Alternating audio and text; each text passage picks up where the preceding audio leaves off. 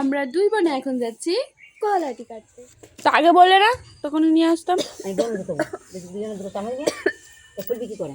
তাই খোল খোল খোল, এলাকায় মানে সন্ধ্যাকে আমি চলে যাবো।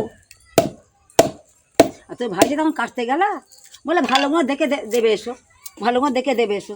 আমার তো একটাও পচা নেই, তোমার ভিডিও করছি। আমার তো একটাও কাটা নেই।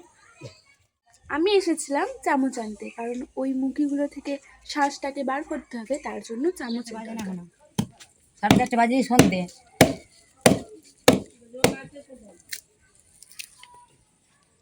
কোথায় গেল?